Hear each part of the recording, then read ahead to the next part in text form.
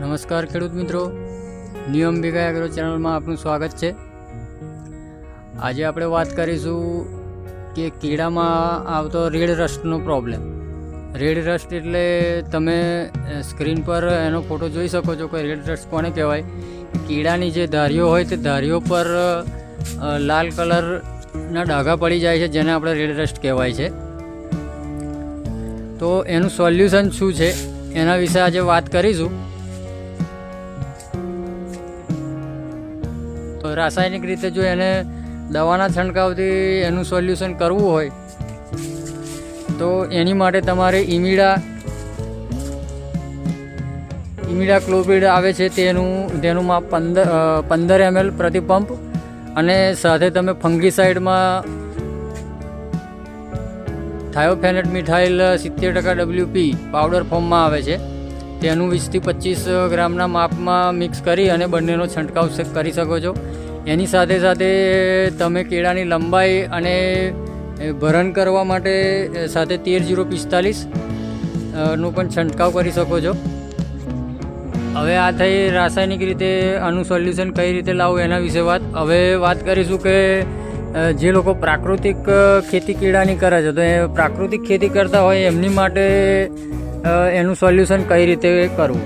તો પ્રાકૃતિકમાં જો તમે કેળાની ખેતી કરતા હોય તો તમારે એડવાન્સમાં એટલે કે પ્રોબ્લેમ આવ્યા પહેલાં જ એનું સોલ્યુશન કરવું પડે, નહીં તો પ્રોબ્લેમ થઈ ગયા પછી એનું સોલ્યુશન પ્રાકૃતિક રીતે એ કરવું અઘરું છે, તો પછી તમારે રાસાયણિકનો છંટકાવ કરવો પડશે।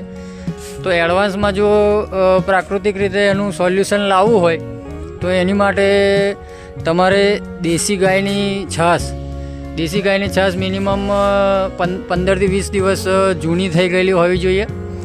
એની અંદર 1 લીટર છાશની અંદર 100 ગ્રામ ગોળ મિશ્રણ કરીને એને 4-5 દિવસ માટે રહેવા દેવાનો, અને ત્યારબાદ લેવાનું છે સ્પ્રે માટે। અને સાથે તમારે ગીર ગાય કે એટલે કે દેશી ગાય જે હોય તો દેશી ગાયની ગૌમૂત્ર આવે છે, એ ગૌમૂત્ર મિનિમમ 15 થી 20 દિવસ જૂનું હોવું જોઈએ।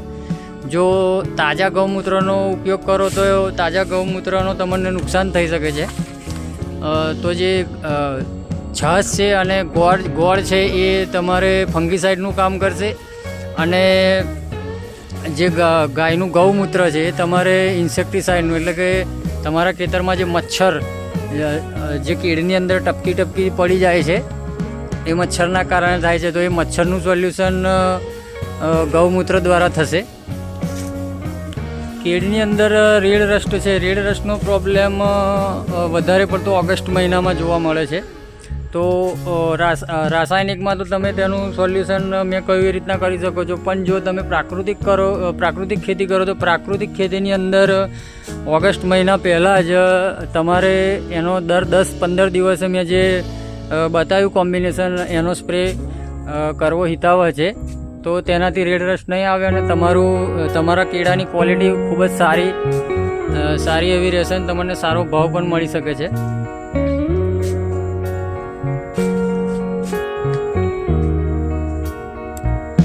તો આશા રાખું છું કે મેં આપેલી માહિતી તમને ઉપયોગી સાબિત થાય, અને આવી જ ઇન્ફોર્મેટિવ વિડીયો આગળ જોવા માટે મારી ચેનલને સબસ્ક્રાઈબ અને લાઈક કરો। અને પ્રાકૃતિક ખેતીમાં કેળા વિશે જો કોઈને માહિતી વધારે જોઈતી હોય તો એના માટે તમે કોમેન્ટ કરી શકો છો। જય જવાન જય કિસાન।